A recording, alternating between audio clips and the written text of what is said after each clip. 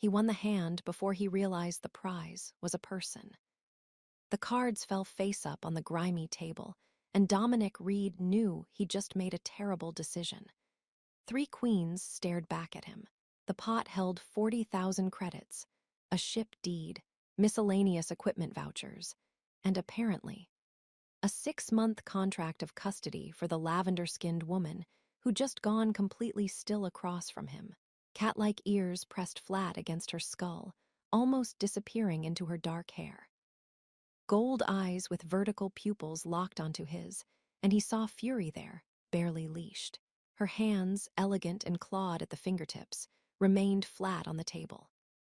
Behind her, a tail had gone rigid. She wore what had probably been expensive clothes once, now travel-worn and stained. Even furious and trapped, she moved with liquid grace as she stood, taller than him by several inches. "Call," she said. Her voice was controlled, but something underneath it trembled. The dealer, a grizzled Terran with more scars than sense, flipped her cards. Pair of 7s. The table went silent. "Well, shit," someone muttered. Dominic stared at the contract chit in the pot, a translucent data crystal that pulsed with legal encoding. He'd thought it was some equipment lease or ship share. Standard collateral in frontier games where actual currency was scarce and trust was scarcer. "Nira Kelath," she said, "formerly of the diplomatic corps Andari Hegemony. Currently," she gestured at the contract crystal, her tail lashing once, "your legal responsibility for 6 months, per frontier statutes regarding debt reconciliation." "I didn't," Dominic started. "You won fairly." Her jaw tightened. "The contract is binding. I'm required to remain within 100 meters of you at all times. You're liable for my actions and my welfare. I cannot take independent employment or leave your custody." The dealer pushed the pot toward Dominic, including the crystal. "Congrats. Never seen someone stake themselves before, but it's legal. Frontier Contracts Division will register it within the hour." Dominic's hands felt numb as he collected his winnings. This was supposed to be a simple supply run to the outer stations. Deliver medical equipment, pick up rare minerals, maybe play a few hands to pass time in the 3-day layover. He was a cargo hauler, not a whatever this was. "I didn't know what that crystal was," he said quietly. "Ignorance doesn't void the contract." Nira's voice could have cut steel. "Shall we go, or would you prefer I stand here while you collect your spoils?" He stood, shoving credits and vouchers into his jacket. "My ship. We can figure this out there." "As you command." The words dripped with venom. The walk through Sigma's corridors felt eternal. She stayed exactly 5 paces behind him, close enough to satisfy the contract's proximity requirements, far enough to radiate hostility. Her ears swiveled toward every sound, tracking threats he couldn't hear. Other traders and drifters watched them pass. A human with an Andari in obvious custody was entertainment, apparently. His ship, the Stapleton Run, waited in Dock 23. It wasn't much. A mid-sized cargo hauler with cramped quarters and temperamental engines. But it was his, bought and paid for with 10 years of hauling runs through space most people avoided. The airlock cycled, and Nira followed him inside. She looked around the cargo bay with an expression he couldn't read, then moved to lean against a support strut, arms crossed. Her tail swept in measured arcs behind her, the only part of her that moved. "So," Dominic set the contract crystal on a crate, "what exactly did you owe that was worth this passage from Andari space to neutral territory?" Her eyes tracked him with predatory focus. 150,000 credits I didn't have. The broker offered a contract option. 6 months of sponsored work to pay the debt. Sponsored work meaning indentured servitude with legal protections. She said it clinically. Better than debtor's prison. I thought I'd be contracted to a mining operation or agricultural collective. Somewhere I could be useful and eventually free. Her laugh was bitter. "Instead, I'm property in a card game." "You're not property." "The law disagrees. For 6 months, My autonomy belongs to you. Dominic rubbed his face. He'd been hauling cargo for 2 straight weeks, was down to his last supply stop before the long burn home, and now he had a furious alien woman who legally couldn't leave his side. Why did you need passage that badly? Her expression shuddered. Her ears flattened further. That's not your concern. It is if whoever you're running from shows up at my ship. Silence. Her tail flicked once against the deck plating. Political asylum, she finally said. My family lost a power struggle. I'm persona non grata in hegemony space. The broker was supposed to transport me quietly. He sold my contract to pay his own debts, and it passed through 3 hands before ending up in that game. So you gambled yourself to try and win it back. I had nothing else left to stake. Her voice cracked slightly before she controlled it. I'm an excellent strategist. I should have won. Cards don't care about strategy. Apparently. She looked away, ears drooping. I won't be difficult. I'll stay out of your way. 6 months and this contract expires. You can continue your supply runs. I'll exist in your cargo bay or wherever you designate. Then we never have to see each other again. The resignation in her voice bothered him more than the anger had. I've got a spare cabin, he heard himself say. Small, but it's got a bunk and environmental controls. Storage locker for whatever gear you've got. Her ears perked slightly. That's unnecessary. Contract says I'm responsible for your welfare. Cargo bay gets cold during deep burns. He moved toward the crew quarters. Come on. She followed, staying within the 100-meter limit, but clearly reluctant. The spare cabin was barely larger than a closet, but it had a proper bunk, a small desk, and a viewport that currently showed Sigma's docking pylons. It's not much, Dominic said. Nira stepped inside, running her fingers along the desk. Her claws left faint trails in the dust. It's more than I expected. Thank you. The gratitude sounded forced, but genuine underneath. I've got one more supply pickup, then we're burning for the inner systems. 3 weeks of travel, give or take. He paused. What did you do in the diplomatic corps? Trade negotiations, cultural mediation. I specialized in human Andari relations before, she trailed off. Before everything collapsed. So you're good with people. I was. Her tail curled around her ankle. Now I'm good at losing. He wanted to say something comforting, but had no idea what. Instead, he backed toward the door. I'll be in the cockpit running pre-flight. Make yourself comfortable. She nodded once, dismissing him. The cockpit felt safer, familiar. Dominic dropped into the pilot's seat and pulled up the contract details on his console. The legal language was dense, but clear enough. 6 months. 100-meter proximity requirement. He was legally responsible for her actions, her safety, her basic needs. She couldn't work independently or leave his custody. Violation penalties ranged from massive fines to criminal prosecution, depending on severity. There was no way out, not without mutual agreement, which seemed unlikely given how she looked at him. His console chimed with final departure clearance from Sigma. He keyed the response and started the undocking sequence. 3 weeks. In a ship built for solo operation, with a woman who radiated resentment and barely controlled fury. This was going to be the longest haul of his life. The first 3 days established an uncomfortable routine. Nira stayed in her cabin most of the time, emerging only for meals in the cramped galley. She was meticulously polite, almost formal, as if they were strangers forced into adjacent seats on a transport, rather than 2 people trapped in a tin, canned together for weeks.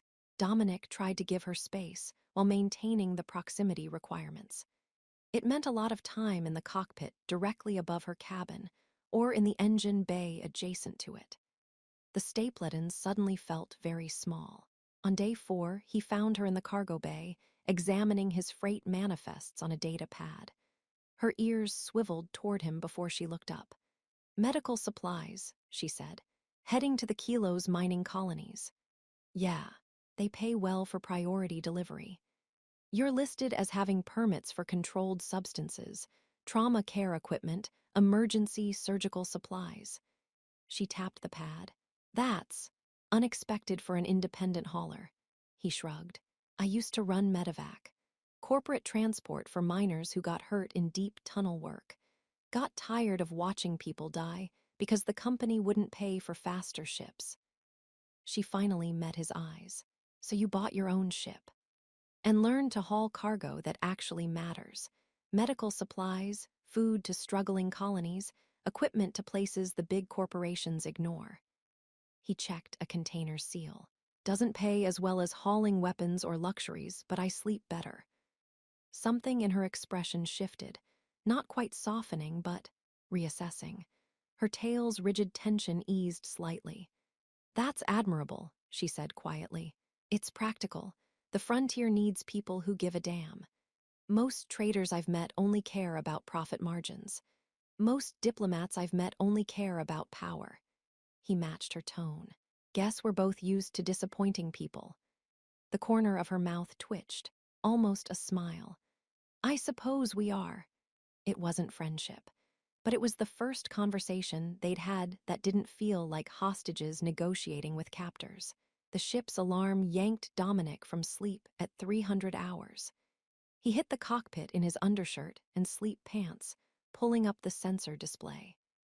An unregistered vessel had dropped out of FTL behind them, close enough to be deliberate. Nira appeared in the doorway, her hair disheveled, ears alert and swiveling. What's happening? Company, the bad kind. He opened a channel. Unidentified vessel, this is the Stapleton run. State your business. Static, then a voice, rough and aggressive. Cut your engines, Stapleton. We're here for property that doesn't belong to you. Nira went very still. Her ears flattened completely. Looking for cargo that got me's delivered, the voice continued. Andari female, about 6'2", expensive taste in losing hands. Hand her over and you can go on your way. Dominic muted the broadcast. Friends of yours? The broker's enforcers. Her voice was steady, but her hands trembled. Her tail had gone rigid. The contract I signed with him had clauses. If I didn't fulfill the original terms, they could reclaim me. They don't consider your contract legitimate. How many? At least 4, probably armed, definitely willing to board by force. He pulled up tactical displays. The other ship was larger, faster, and probably better armed. Running wouldn't work. Fighting would be suicide. Options? Nira asked. Not many good ones. His mind raced. The contract you signed with the broker, did you fulfill it legally? I was transferred as collateral before the term began. That should void. No, the transfer itself. Was it legal under frontier statutes? She paused. Yes, he had the right to liquidate my contract to cover his debts. And I won it in a legal game, registered with Sigma's contracts division. They won't care about legality. No, but the jurisdiction point will give us leverage. He reopened the channel. Unknown vessel? This is Dominic Reed, captain of the Stapleton. I hold a legally registered contract of custody, authenticated by Sigma Station Contracts Division 4 days ago. If you have a dispute, file it with the appropriate jurisdiction. Laughter crackled through the speakers. We're not here for paperwork, Reed. Last chance. Hand over the Andari or we board you. Dominic's hand moved to the weapons console. The Stapleton had minimal defensive capabilities, point defense lasers meant for debris, not combat. Negative. My cargo and crew are not up for discussion. Silence. Then, your funeral. Prepare to be boarded. The other ship moved into attack position. Get to the emergency locker, Dominic snapped. Enviro suits now. Nira didn't argue. They ran for the crew quarters, yanking open the emergency storage. 2 suits, standard commercial grade. He tossed one to her. If they breach the hull, I know. She was already stepping into the suit, moving with practiced efficiency despite her tail threading through the specialized opening. I've been through evacuations before. Weapons fire lit up the viewport. The other ship was targeting his engines, trying to disable without destroying. They wanted Nira intact.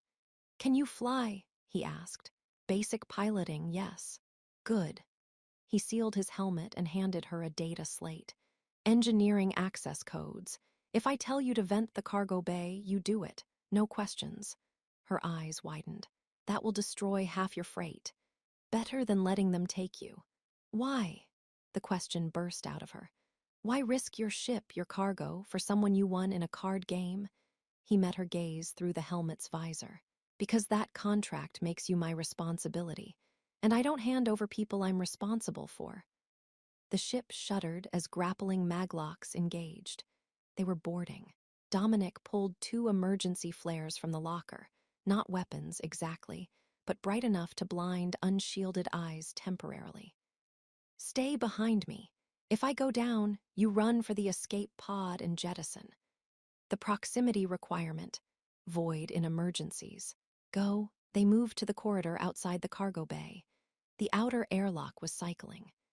Dominic counted 4 heat signatures on his suit's basic scanner. 4 armed intruders in a space meant for cargo, not combat. The inner door opened. A man stepped through, weapon drawn. "Reed, make this easy. The Andari now."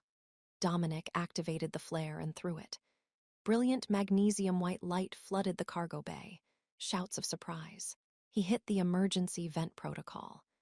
The bay's outer doors blew open, explosive decompression yanking everything toward the vacuum.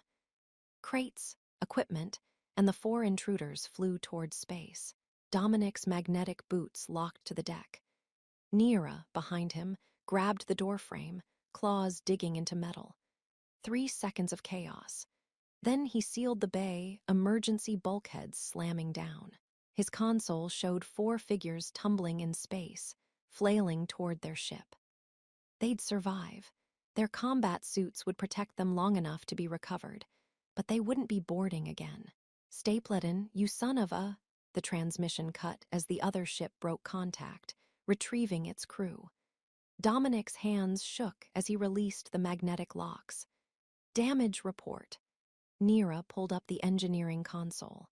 "Lost about 30% of your freight. Hull breach contained. Main engines intact, but we're down a thruster." "Good enough." He watched the other ship accelerate away. "They'll think twice before trying that again." She turned to him, her suit reflecting the emergency lighting. Through the helmet, her ears were pressed flat.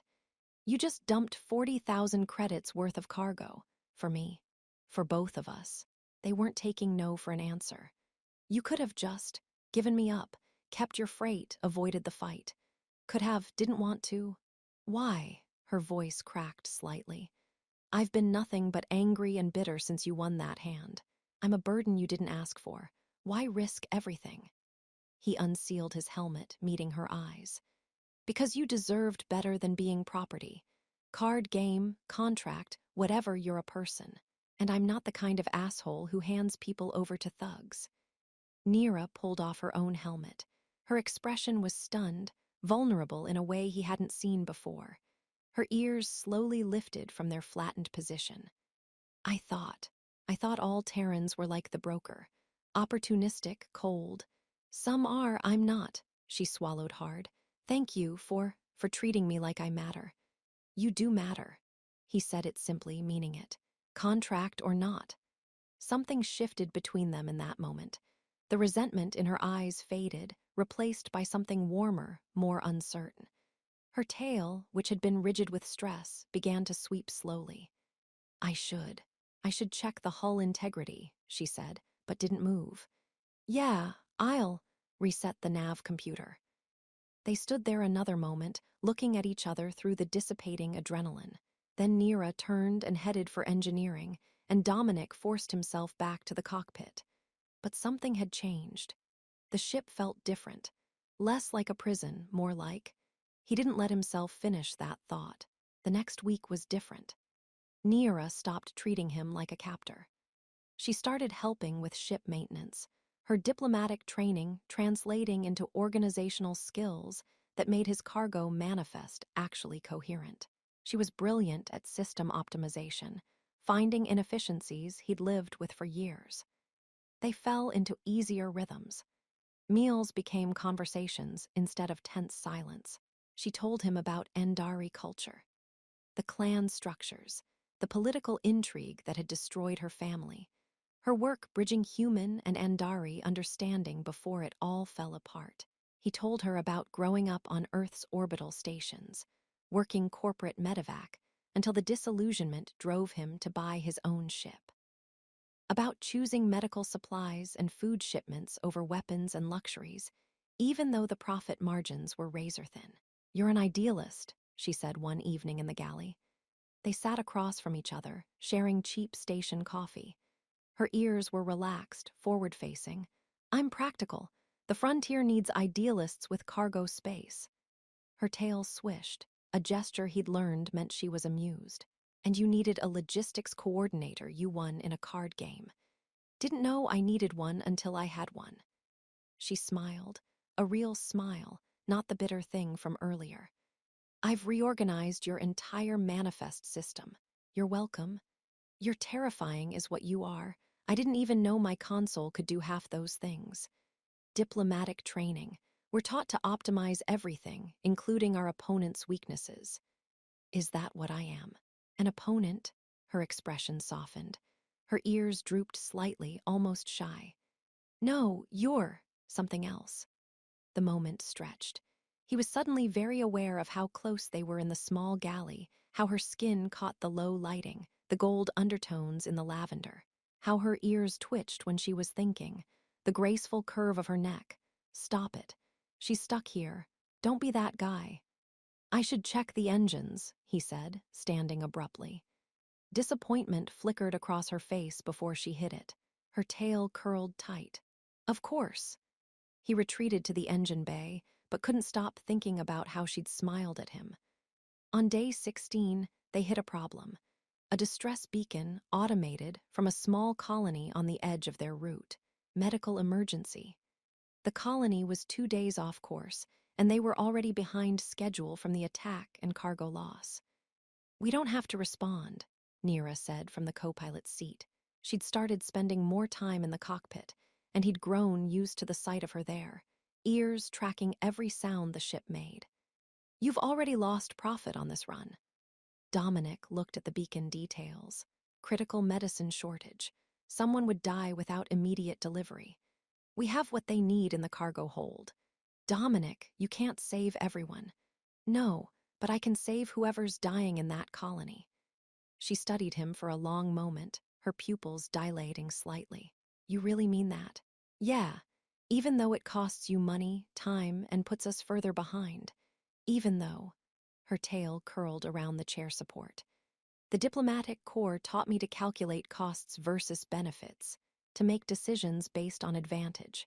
She paused. "You just do the right thing because it's right. Someone has to. I'm starting to understand why you couldn't just hand me over." Her voice was quiet. "You're genuinely good. Not performing goodness for advantage, actually good." He felt heat crawl up his neck. "I'm just doing my job." "No, you're doing much more than that." She reached out, her hand hovering near his. "And I'm starting to realize that being stuck with you isn't a punishment.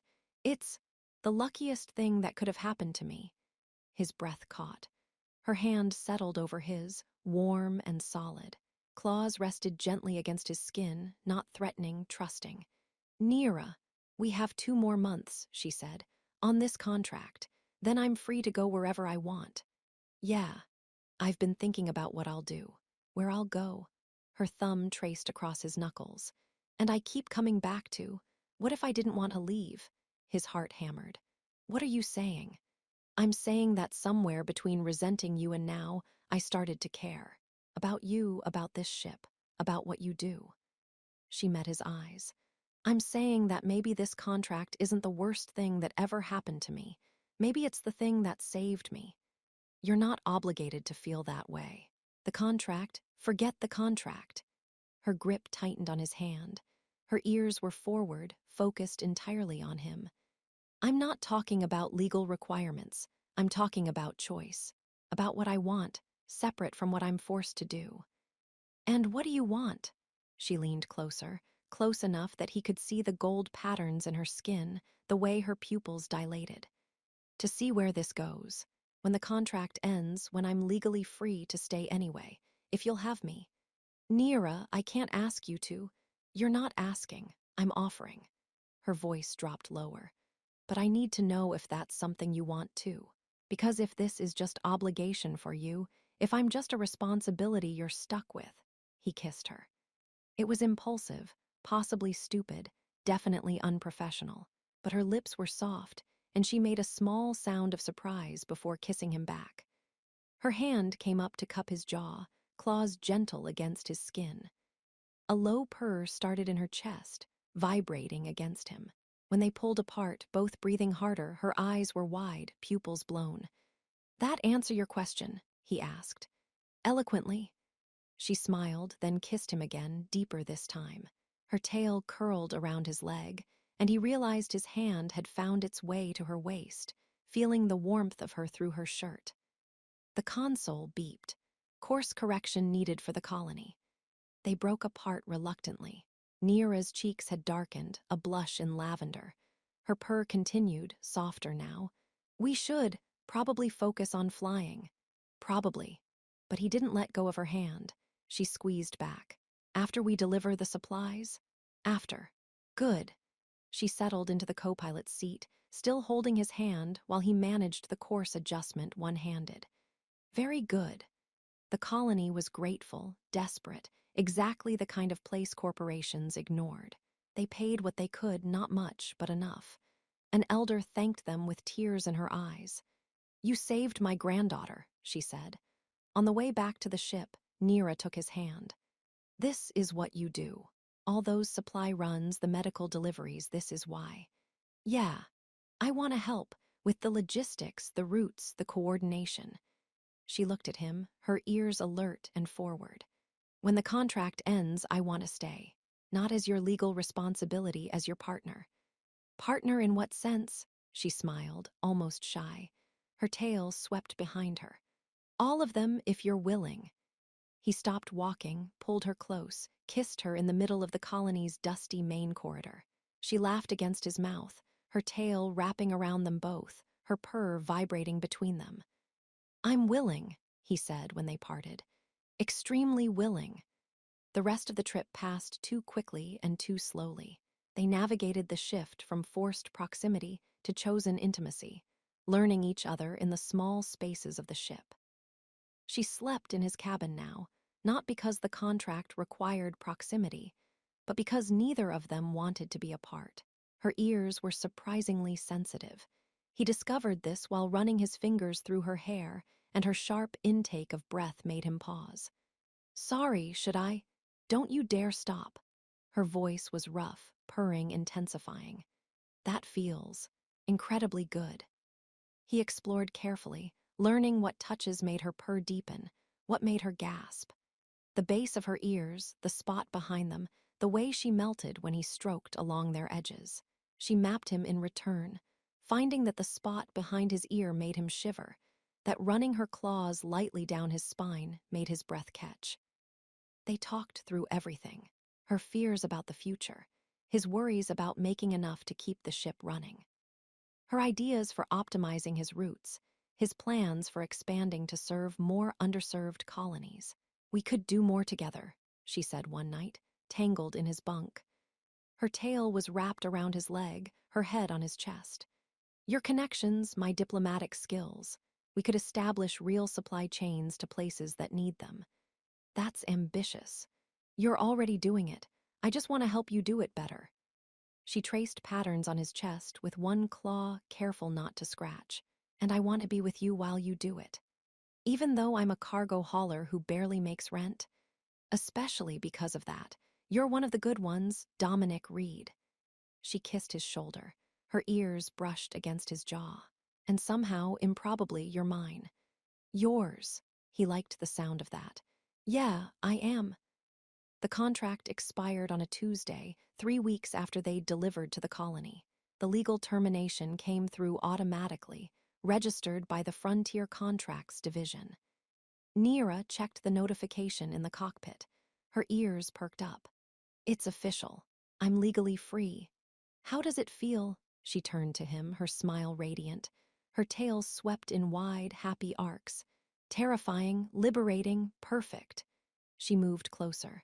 So about that partnership offer. The ship's already half yours. You've reorganized everything, improved every system, made this whole operation actually profitable. He took her hands.